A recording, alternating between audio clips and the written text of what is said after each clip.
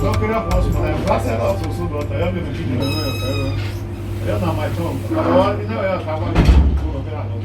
now well done. Child, I greet you. Respect, bro. Respect. I greet you. Man, who is this guy? Rambo. Gigi. No, now you be this. Now you. You dey enjoy yourself. You dey drink pepper soup. That is nothing. Rambo, no. I don't want join you. Rambo, since day I dey call you. You dey block my phone. No. Don't. Please, I need my money right now. If you don't pay me my money, I go give you No. I need my money, Rambo. No hold me. Leave me, no hold me. So you dey run for me since then. You come here, you dey enjoy yourself. You dey form big boy. You don't do. Wait, you dey shout. You want beat me with my money? You want beat me? I need my money, bro. I don't know what this guy do. This guy beg me money. No hold me. See, forget this one. I don't listen. No. I need my money. If you know me, I rest for this kid. Just give me my money. No, they beg me. Please. You dey avoid my call system when I dey call you. But you come here, you dey enjoy yourself. You dey see. I don't get that time. I need my money right now. See, I no wan hear that beg. Epa, don't say fashion. Don't epa. I say boy na e. Igo borrow me o ma o no rie me. Ori le me. Ime do jam me mana. Ori pepper soup nwe rie ni mana. Ime we no ri go me. No ya borrow me go sit down ma o na ya. Don't 200 euro. No, I beg that. No, let me fight you.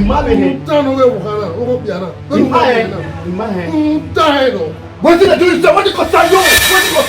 Everything I dey pull out. Everything old man like you. You want me to me? Old man like you, they say make I give you woman. We don't know who be home of Vienna. Make come and give you woman. They say me, who we take this to make I give you. Now me they give back. I thought that you guys never go marry. Old man like you. Come up for here. They talk something. No. I dey look. You don't bust on that. Now my buy you don't bust on that. Now this is buy you dey do. When I saw you to do on. Make I eat my food. Make I eat my food. This problem not dey finish. Make I eat my food. Man, not disturb me. I don't tell her. This one, this old man, they tell me make I carry a woman. At your age, you never feel married. Who can pay me for me go there? You won't be giving me for my money. Papa. You won't be giving me for my money. That's the way they call himself. I go tell you say who wait to pay me for me go there? Not try me. I will not bust this your glass. I will bust this your glass. Yeah, I feel about you are. I go chook one for your eye. I go chook one for your eye. But you bought this your glass. You never know who I for this town. What they do? Who already? You no go stand. You not chopping my money. Na me chop your money. The guy wey say make I carry give you, na the guy chop the money. You not chopping my money. Na the guy chop the money. The day wey support pikin start to dey find wetin kill him papa. Na that day start to dey dig grave. If na almost take your money, if you go let you talk to them. You must say oh. Lare, do I tell me bume? Where were you? Do I tell me bume? One me come any more. 1 million 2,000 naira bume. Yeah, we are there. Sister, pardon your name.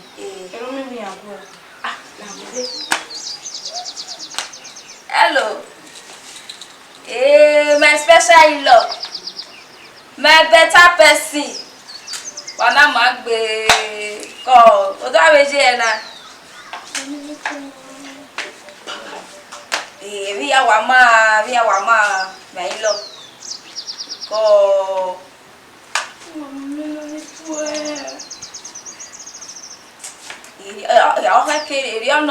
kekere wa agba oge o we magbe ni a we magbe egbu wa na ma de gba me fa yeye. Yes, now. You're a good man. Sit down, Mama. Orema. Okay. Oma ni ke deni mune. Oh, hello. Oye, se da mu. Como da? Awo. Tu ko pa na yan gbe.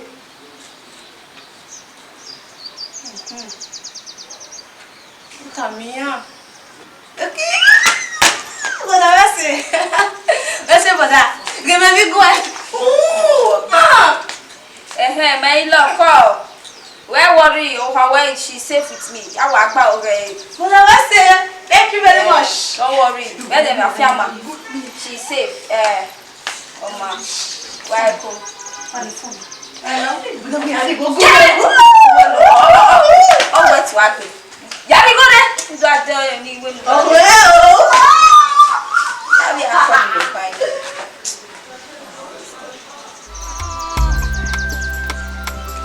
Hello.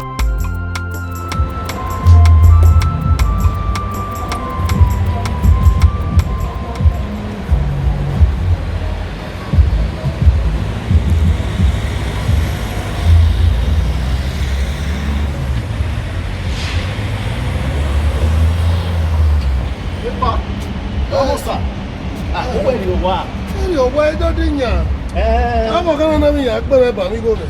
I mean, I do my baby go there. Omojaino, in my way, I say, well, I may have to boy out. Man, woman. I don't want now. They are all full of borrow. I may baby go there. Lao, you may give him. We are having a young of your toy. I go over the view. Omojaino, I want a grandpa. Laoka, Egby, Lao, we may wear your G. Lao, why echo power? Domosa, why echo? Yaku, echo, and auto email. Where's the domo?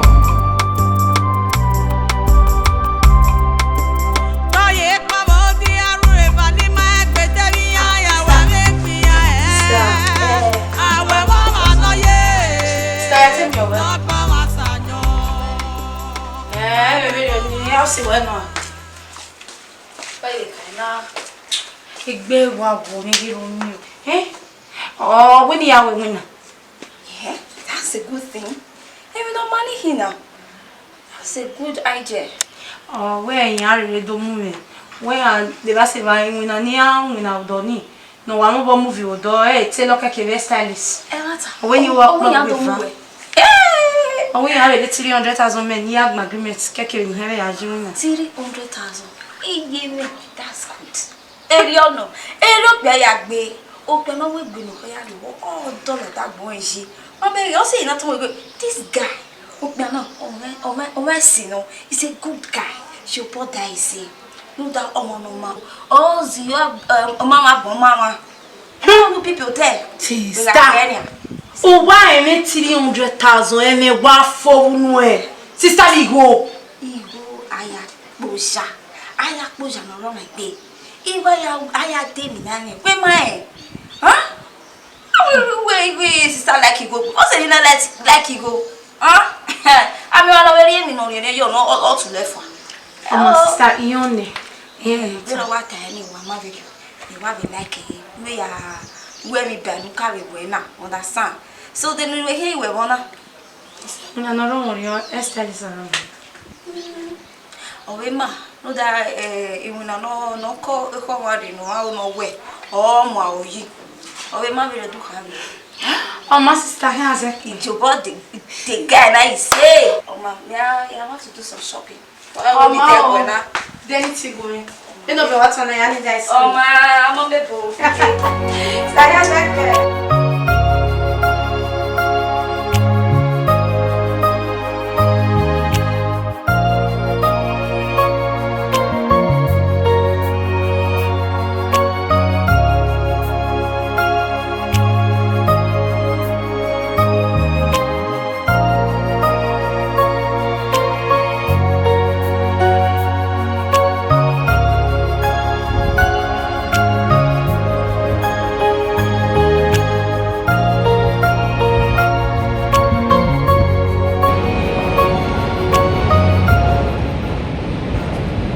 Hello, Rambo. You don't reach there. Conco not they catch you. You just do one station still they sell paper since. Come, I did that church when you sell paper, beg. Paper. Not do me you retire. Okay, I will come there. Come, we will talk. How many minutes you go take the chair? 2 minutes. There with you. I'll meet you there now. 2 minutes. Waka fast, I beg. Paper. You dey sell all your mates. They somewhere they just they collect just small change. Bitcoin, they do everything. You just did it, then you sell paper.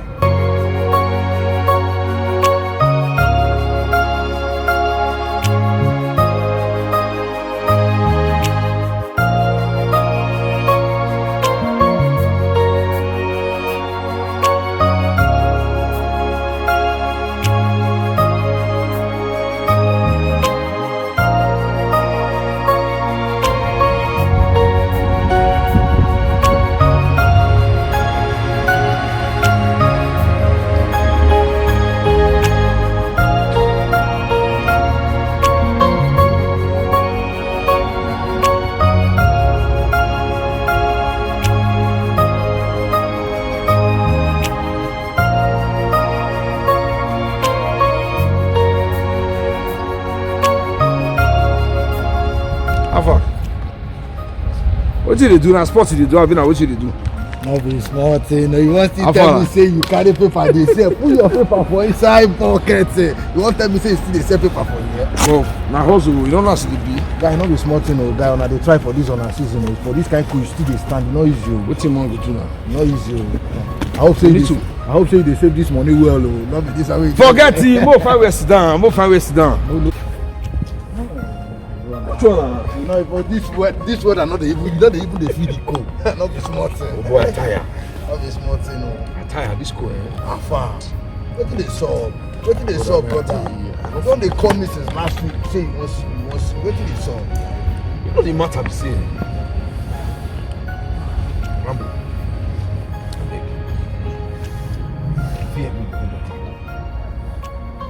Man, just get some more stress and I'm using you. Hey. Get more stress. My guy, everybody gets stress for Europe. Not be this one where they say you get more stress, you get more stress. How far? IMS not they pay you. Come, which more stress? Tell me the stress. Maybe we know how to go this sort of things. I be once to use my money go play Mera. Which one be you need my help? Tell me. You be my guy, huh? You be my real man. I beg, I just need 50 car. I just need 100 car. Now you fit 100 card. Tell me now 100 euro you need, I mean na 50 card you need. That's always just they pull back. What do you want use money to?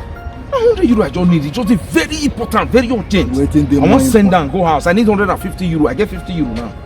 You want to send my money go house? I just need that now. I need that. What do you want use and do? Not they tell me say you need my money. Tell me if now waiting go profit you. So make I for invest for another money for inside. Make I know say you invest a profit two of us. Which one they say you need? Rambo, this one matter within life and death. This money is very important to me. Rambo, you go help me? Not to go say not go see for me. Not be say I not go help you. Tell me what you want use my money do before I give you. My money not they go be a bank. Rambo, I will give you back. I'll give you back. Oh, you go give me back. What do you want use my money to? Tell me. Not that one they had you to talk.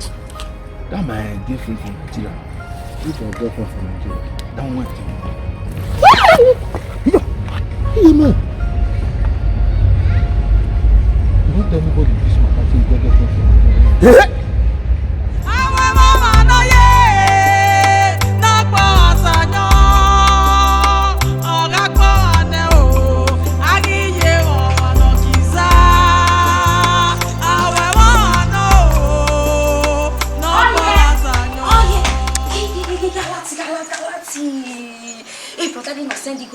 Send it 300,000.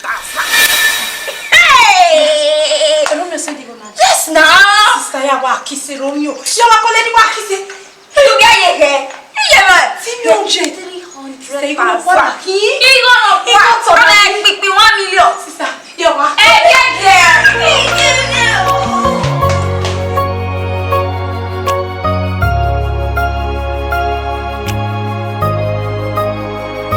Oh.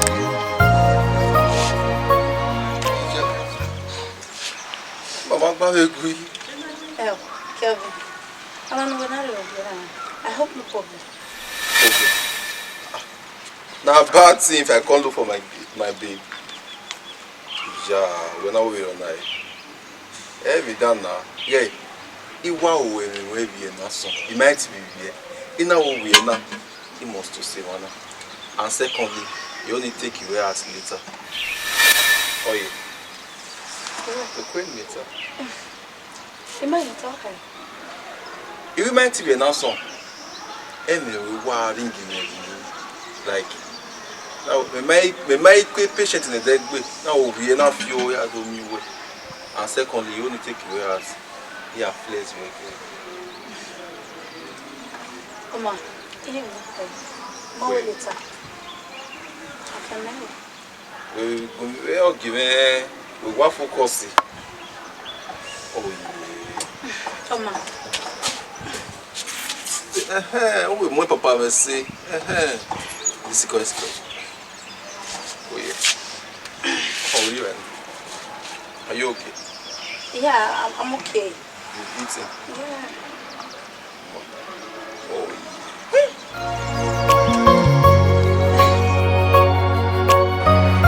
Kevin. baby, yo. But you are also Anyway, watch it. Kege ni dia kwa lo so wa. Yimiewe. wow, come my kind of also no. I also come out go to find information. Yeah, also already no. Who show me that video also before. I can't give him maybe pin. The man come out at the press, at the good collect information from my. E monta no. Anyway, you go me what it will go. We me gwa ma we na de no. Okay, ke we do aba me. Iya kama we se de ogwe omomo kuku pa no gwa mu na. So papa no uno me kinoji. So papa no mi ado kama me imajaji o. Imajaji ruda imabe oni judge. Ijaji. Trust is there, you know. Okay. You don't know the kind of boyfriend we get. I want to come out with more. Where come on? Imagine roba me, iwo so papa ne majali. Aga mi ege ni ya tari o keneje. He. No gbe ni ale yin na gbe ole. Ah, ni ale ga wa eva. Nothing they have. I will cool no ege no gbe ya mo. Yeah, I want to tell you why I get full every like you are you for ya. You do that for business. O wa e ma we do. Everywhere good. Have fun now. Just dey. So papa no jere kun ya where what a man can do, a woman can do it better. Why you near? Gay, aga mi lo ya dey. Mega swori me. As in was somewhere as why I mean I don't understand. This talking around me as swori me. Was somewhere as in gba o mama wa uja lelo baba. Every sunu kama we to go there. We go. You want to dey work am eh? We go there no go down the serious face. Go there you go you come with me. But ya gelawa. Okay.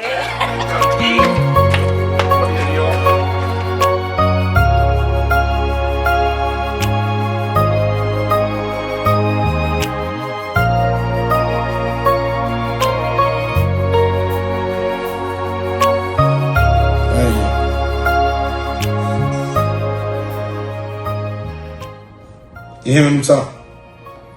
Enemy only Ghevbuebo ana mutawe mobile ime etiquette ya inota ni no way ti bobo ime ogun so igo lulu no kana to da me Oh, iye ihe agie so no me. Iye won hina, o me etiquette no ya no muta. Ina we ya believe no. When you go to only ya Retia. I am on a mina, take it on a mina. One meal at the Pampa way, more and food. Yea, buy it, the Quivania, Yeruto, Ghevbuebo, Retia. So now we talk with Meruba, Nauga, buy. Rosen and Taman. Iye, wogoni, oge mere we bo yere edu. Awe mo wana areku me ma de go ni get problem you understand so oni iwala ro baro ni zebiji mo kiki ni be mu to tell me mawe oye o wani kabo okuni kabo wa we mo no Oni ma we te o ma video yi wa bye Mete ukabi da zebe omo ni nye bibi ina ale ni keri no yebe no yo ye pe ayu ni mo pa mo po me no ni time awo ye mo bi kana we o ma me yo ngba gba o be ma mere we boni only problem and the carry time woge ya me mage yoni ya mugo yo hu oni mama no ubo ye be ko tan pa ni oni no we ngbe na ti e ti wa ya na re o lu do mugo yo wa ke awon marriage we ne de wa ya ti wa e na no se no ta na be o ma na be se ti pa re o mi ti wa o te ni wa ya fe pe ebe noro salobo ari big one so only problem de na gbese salobo ayuki dollar son we ne ma keke no ya boda we mi me wo sanya ti sari we o bi ya no ma me wa ye pe ya de ba we ta we na mo sa do na mo ya sa bo sa we bi ya ma me lo me o yu ke na ke ya me ise igbe imo de no ro sa lo bo igbe yo wa o ji le ewe ni no ba na anya gbo ya fefe iyo no ma no ze wo yo e de no ro sa lo bo ike láti ami ise wesi e o do ke na ji mo wa e ko awo to ri o we ji o ma ni e ko ni no e ma we fi ege o saguero ise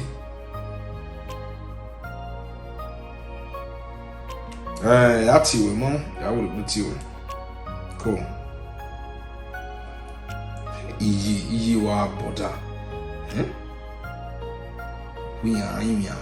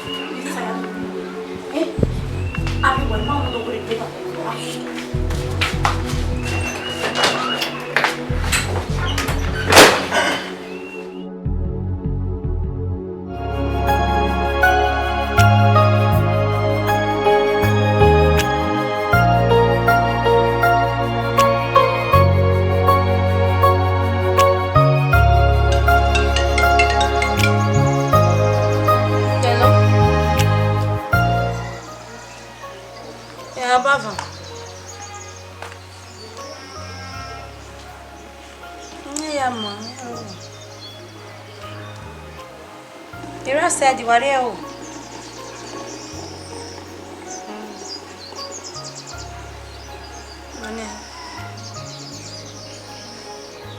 Wow, 200,000. Thank you very much, my baby. Who is it?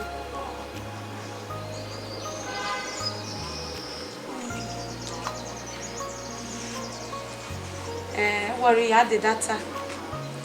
Mommy Suwese, I had the data near call you later. Mana, why going? Bye. Ah, sister. Oh yeah, what's on it? Sister, tell me your way. Baby, you have to see when now. Ghevbuebo, eh? Oh, when you are winning. Yeah, that's a good thing. Even no money here now. That's a good idea.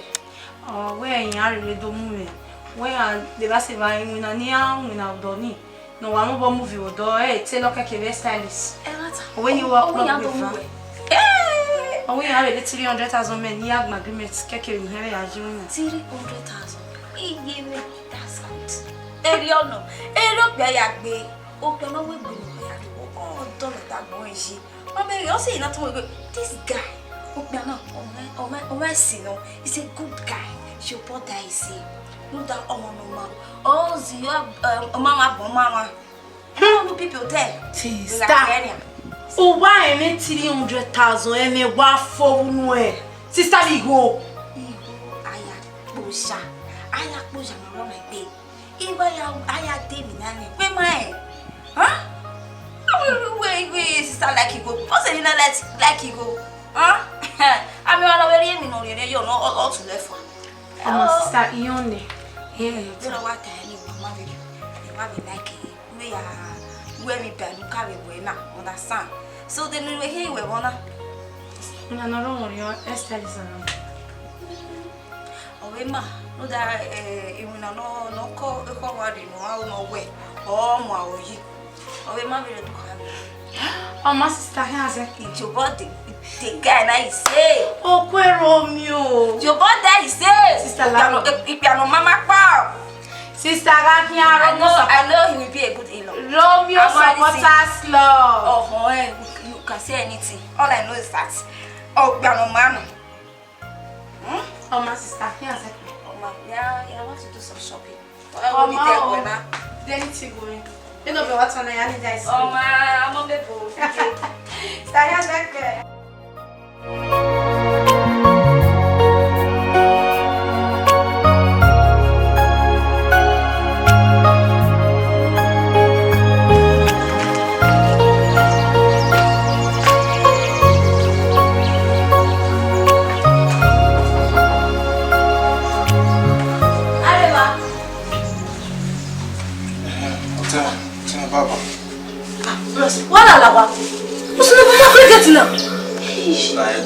Instead of supposed to mommy or get you are get or do and allow all yet to go the bed or what to you.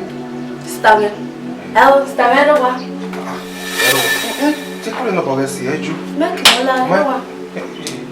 We the bed dinner. Why can You must have oh. Egbe amu ekwa. O ma do ni wa ha ma yiru wa. Umi ade yeke. Oh, when I do two away. Wow. Wow, why you won't? Kevila, Eddie. you keep calling about the edge? A J mommy fought. Oh, my God. Everybody else.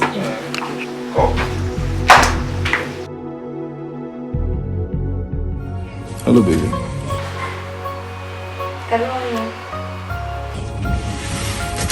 How are you? Why you just still around? You know, maybe here. I'm okay. Wait, if you're from Mama, be okay. Okay? I love you too.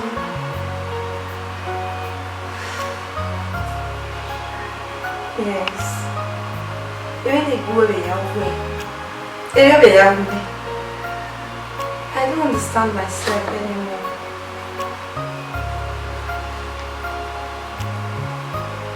Same thing, no matter how way Facebook came and I the love is growing every day. Okay, you may know what. You may hear, we hear show you seriousness in their relationship now. We were talking one way, but here show you. Blood oats.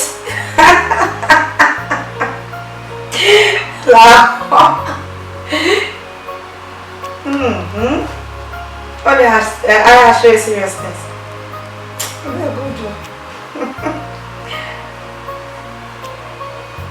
I just said I should call you and to also let you know where my parents, when Makata, they're aware. Okay. Any problem now? Go see them. Yes, they want to see you and If you're what? No problem.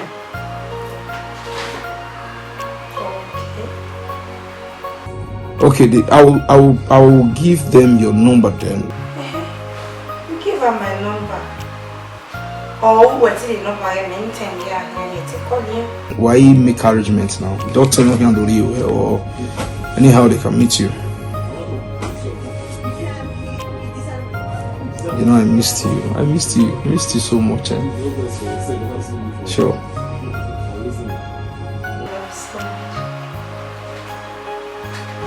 I know you do anything for me. I know how much you love me, and I love you more. I will always do anything that will make you happy. Definitely. Yes, of course. I'll call you later. I will call you later so that we can talk. Alright. Bye-bye. Later tonight now. That's if you are not busy. Yes. Thank you, dear. I love you. I'll leave you now. Alright? Take care. I know, but guys, I love you.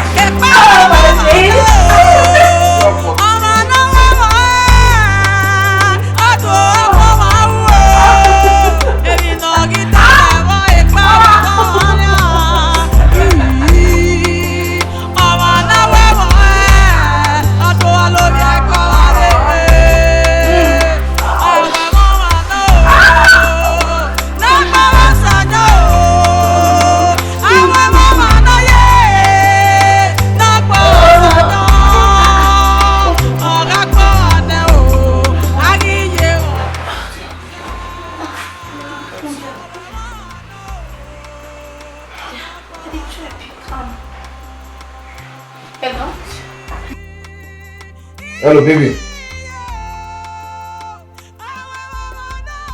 When in the town?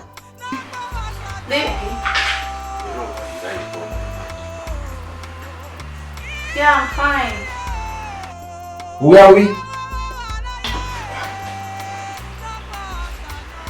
Yes. Okay. You only send the go me.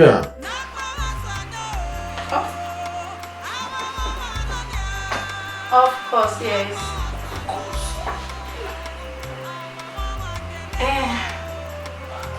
Yeah, meaning a lot. But we are all It was exercise. You must see. Okay. All right. Yeah, I'm doing exercise. And for me, his Sunday one is Sunday why when we are.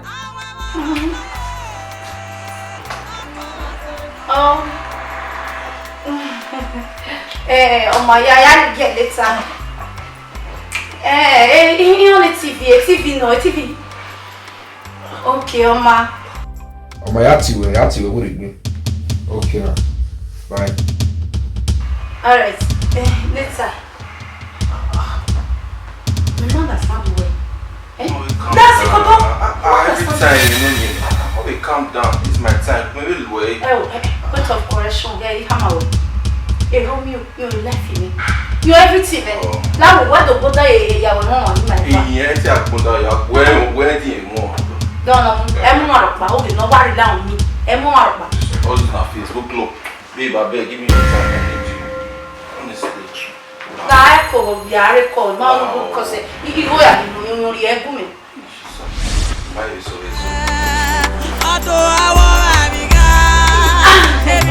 You